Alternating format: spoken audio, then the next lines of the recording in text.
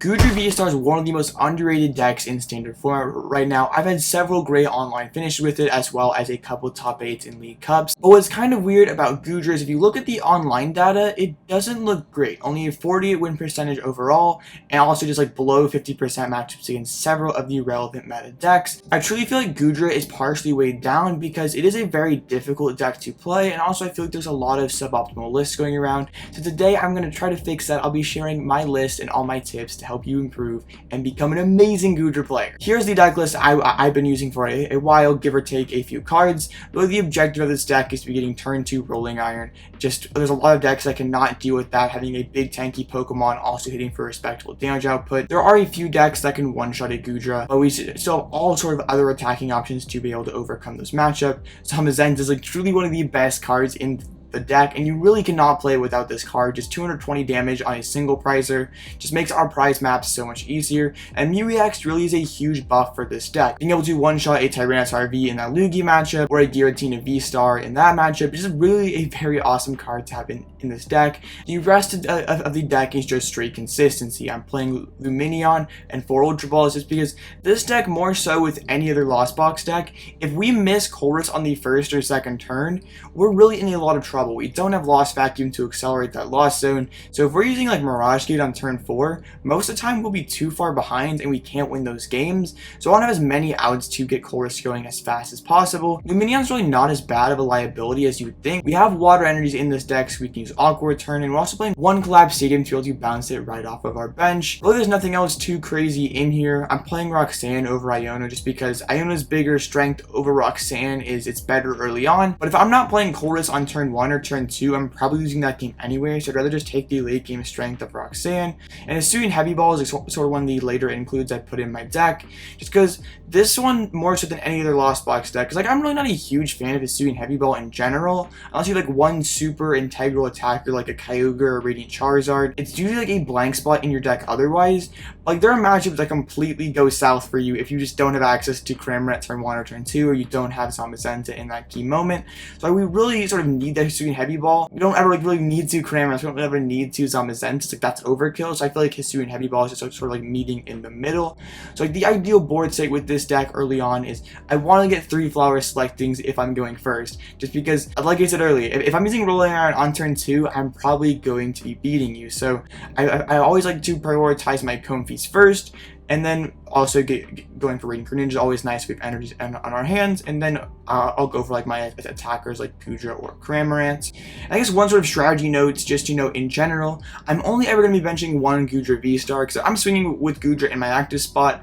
I don't really want to have another one on the bench that my opponent can like gust up and hit into and just be able to like circumvent the one I'm tanking with in the active spot. If I'm going to let my opponents hit around my Goodra, I want them to like really have to just like make the prize map as awkward for them as possible, just going for a single prizer instead. And now for the matchups. Like I said earlier, most of the time we're going to be trying to get that turn 2 Rolling Iron, but I feel like this is where a lot of players online stumble, because you see those percentages up against Chin Pao and Giratina. You do not want to go Goodra in those particular matchups. It's just way too easy for those two decks to one-shot Goodra as early as turn 2, turn 3, turn 4. So it doesn't really make sense to go for it in that matchup when it's going to be a negative prize trade. So in those particular matchups, we're just doing a straight single prize game plan. Zamazenta really carries in those matchups because it just trades so well with their multi-prizers. So then for the matchups, we're going to be aiming to attack with Rolling Iron on turn 2. If we cannot, Cramorant still a solid consolation prize to keep putting pressure on our opponent.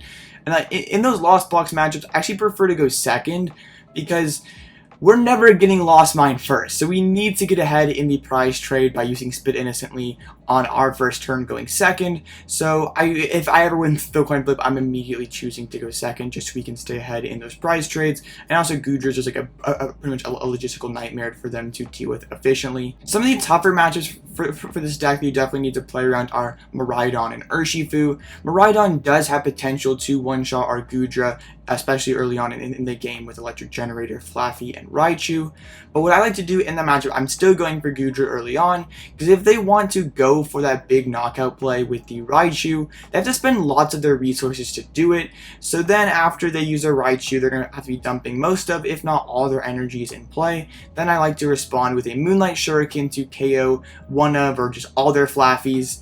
And I will combine it with a Roxanne if there are 3 prize cards. Then it's really tough for our opponents to just rebuild their board, because they'll just have to have spent most of their generators to one-shot that Goodra. And then for the rest of the game, I'll be using Sableye and Zamazenta just to KO whatever they put their remaining energies on. Urshifu is another tricky one, just because they can just snipe all our little Pokemon on the bench. They can use Yoga Loop to take an extra turn and just circumvent Rolling Iron.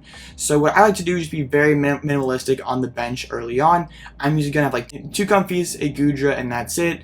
I'll be manually like slow attaching to a Goodra and trying to build my Lawstone at the same time. I found that just benching Manaphy, benching Cramorant, it's just too many easy Yoga Loop targets. We want to make this game plan as hard as possible for our opponent, because if we can get that one lone Goodra V-Star in the active spot, they're doing 70 damage a turn to it. Like, they're never going to knock it out in a timely fashion. We have Moisture Star to wipe all the damage away. So I just try to have a very small and controlled bench, and then if my opponent does take some knockouts, I try to use my own Super Rods to put those Pokemon back into the deck, so they can't use like Echoing Horn and Escape Rope to also circumvent my Rolling Iron that way. The Gardevoir matchup can get a little bit weird if you low roll and they high roll. Just really, we want to get Rolling Iron to turn 2, and their best way of one-shotting it is a fully loaded Gardevoir with a reversal energy on it. But then if they do that, they're leaving themselves very vulnerable for a Lost Mine. So if we can ramp our Lost Mine quickly, get a Goodra going quickly, it's really easy for us to keep up in the game. Charizard is definitely one of this deck's easier matchup. Their damage output is just so low early on.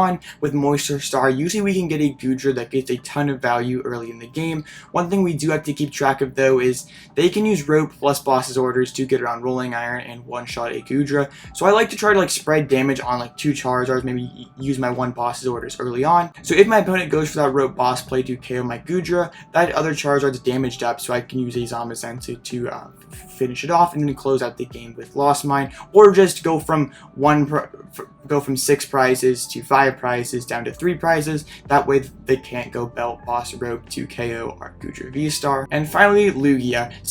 Same basic plan. Early Rolling Iron. If this is a single strike variant, Tyranitar can definitely be a pain to deal with. It can do lots of damage. It can discard our cards. And it's also just very awkward for us to deal with. So just using our Mew EX to one-shot their Tyranitar is huge. Also, one play that you can keep track of is we have Radiant Greninja, we have Sableye. So if they do not have bench space for Radiant Zarina, you can use a Moonlight Shuriken on both their Archeops, and then use a Lost Mine to get both their Archeops, get 2 prizes in one turn, and then also take out all of their energy acceleration. And the colorless build is a lot more easy because they just don't have any way to...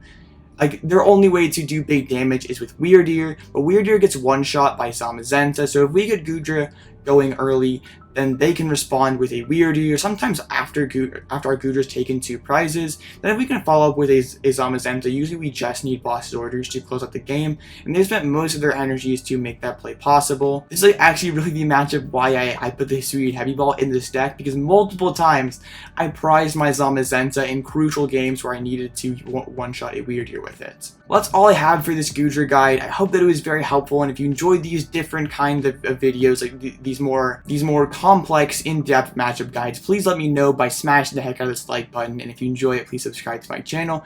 As always, drop any questions in the comment section down below. I'll be more than happy to answer them, and I hope you have a great rest of your day, and I'll catch you in the next one.